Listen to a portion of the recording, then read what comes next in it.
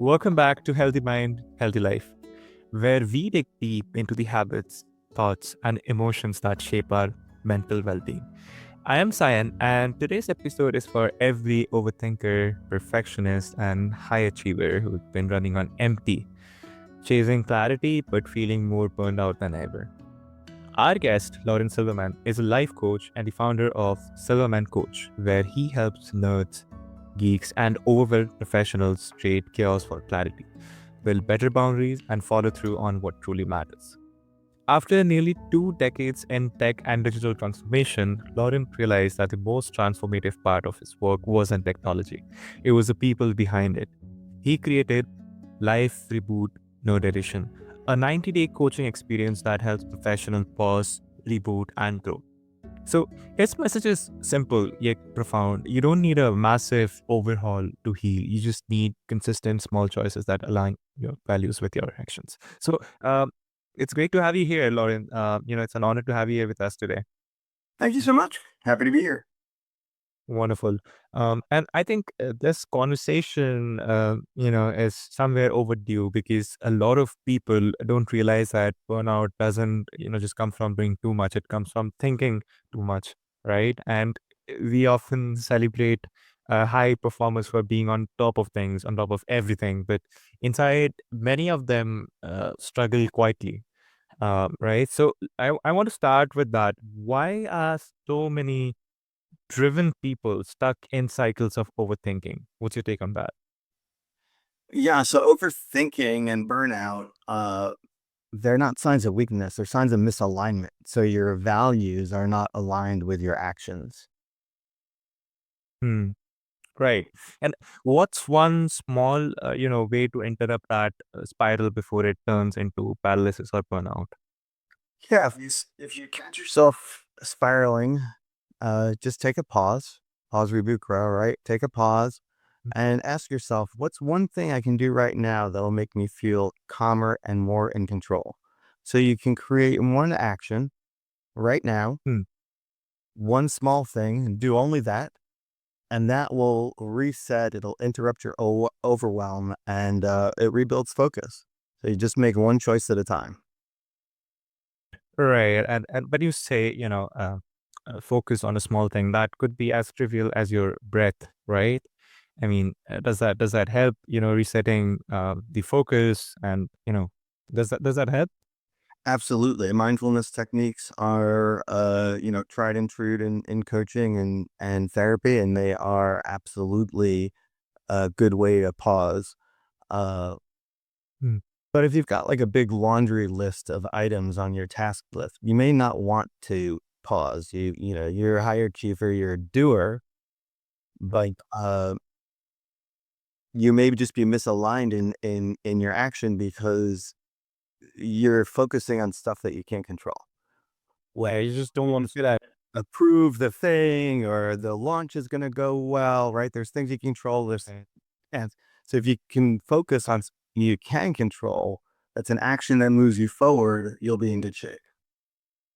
Absolutely. That's a relatable insight, Lauren, because I think overthinking it does feel productive, but really it's just worry in disguise. And like you said, if focusing on yourself, maybe it could be it is most trivial of the things is the first reboot. But even when people see the pattern, right, but they still don't slow there, like until something forces them to, and that's where burnout usually slips in, not as a dramatic crash, but as a slow erosion we normalize. So Lauren, you've worked with so many brilliant people who didn't realize they were burning out, right? And that's the craziest part of it until they were already on the edge.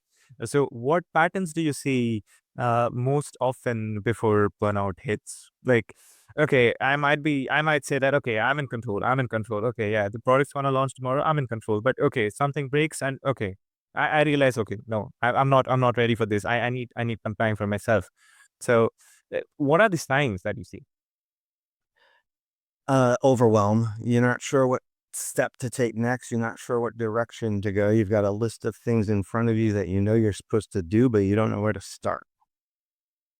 And then you just kind of like, you also get, when you get overwhelmed, you feel fatigue. You want to go to sleep.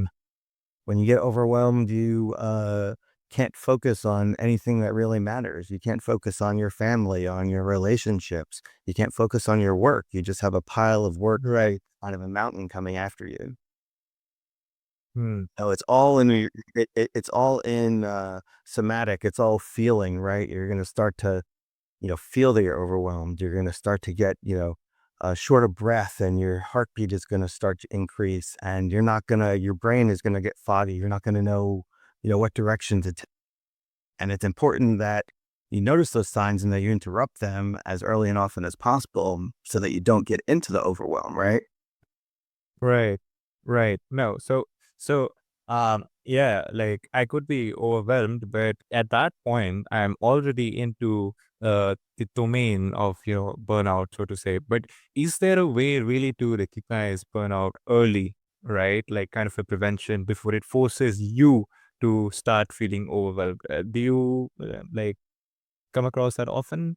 Yeah, and that's where you can work with a life coach. You may not even be realizing that you're experiencing overwhelm or on the verge of experiencing overwhelm, but having a trusted advisor that you can bounce things off of and help you prioritize. And the exercises I do in my Life Reboot Nerd Edition help Mm. right from the start align your values to your actions so that you don't risk the feeling of overwhelm, or when you start to feel it because your values and actions are aligned, you start to feel like you're getting out of sync. You can sense it, but it's practiced. It's practiced just like anything else.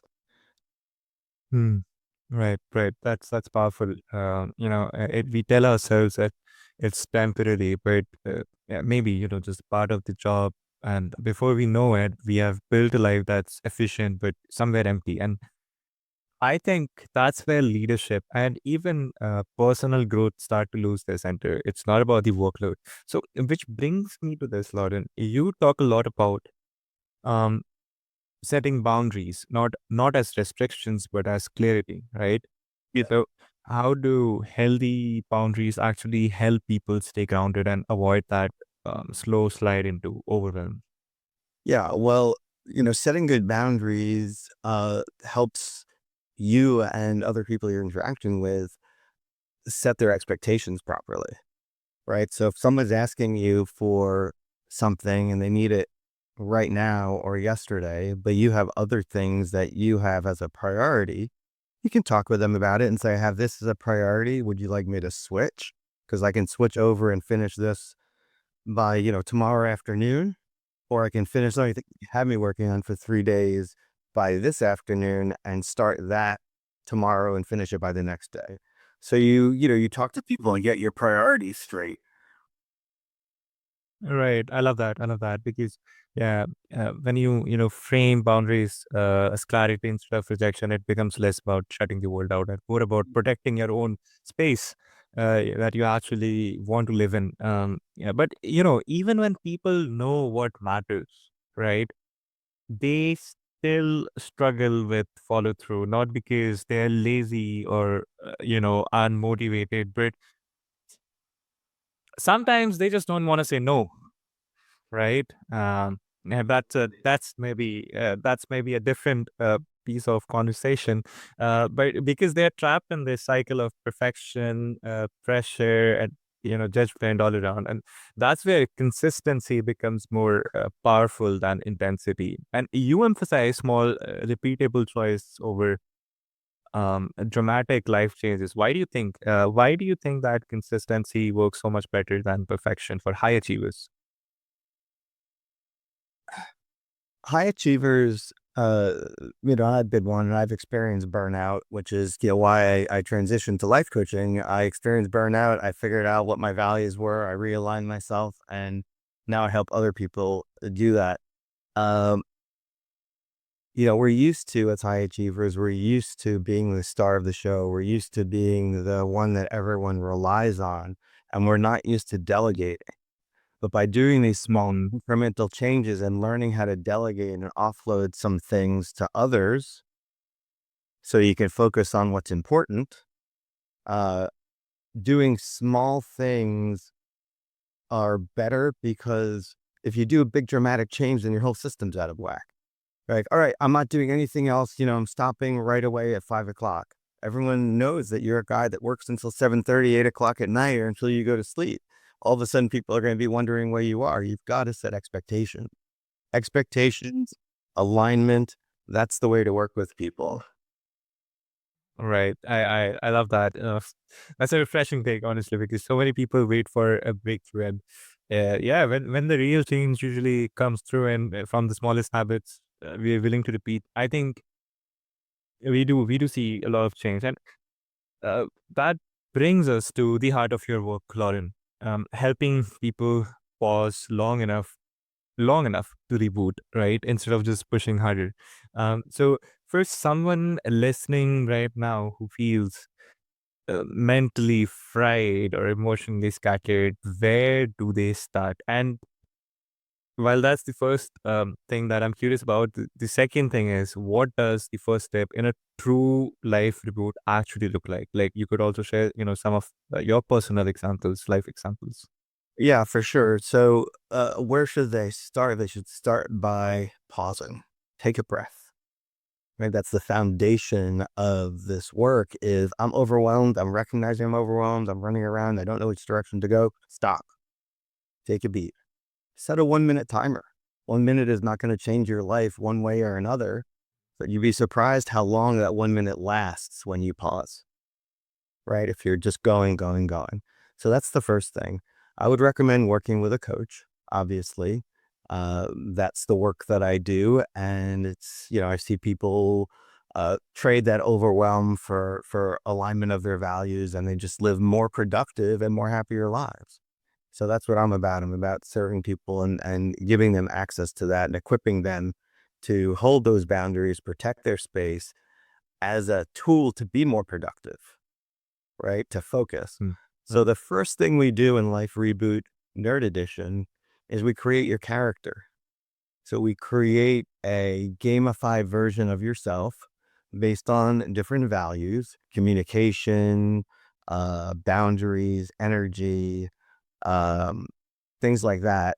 And what I've done is gamified it. So I equate those to role-playing games like Dungeons and Dragons, statistics for technology tropes. I work with a lot of technology professionals. So some people like to translate, strength to CPU or energy to latency. And you get to build your character with these foundational elements. You baseline it. That's your choice. Where do I think I live in these spaces? So you create your character. You work with me as a coach to do that.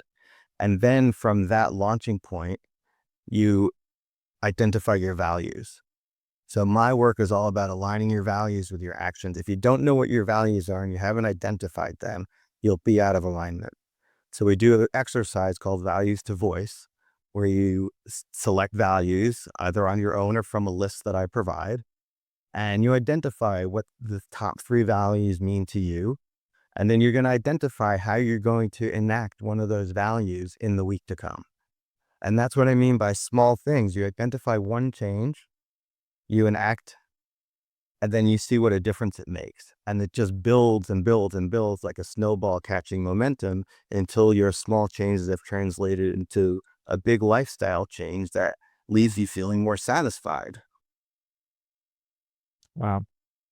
Amazing, Lauren. Thank you for bringing out so much clarity and calm to the conversation. And yeah, about the gamification that I feel a lot of people, it's a mechanism. I think a lot of people I talked about recently, they do bring up about this concept.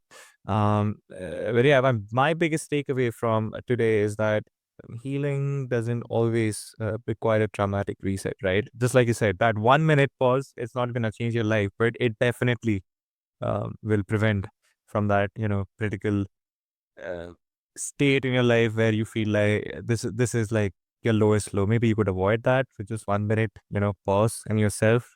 And just an honest awareness and small choices repeated with intention. Yep. Wonderful. And just before we wrap this up, Lauren, I just want to ask, on behalf of everyone who's listening to this right now, what's the best way to reach out to you and also experience um, the Life Reboot edition? Yeah, anyone who's listening can go to silverman.coach. and they can schedule a free strategy session with me for 30 minutes. I offer this service for free.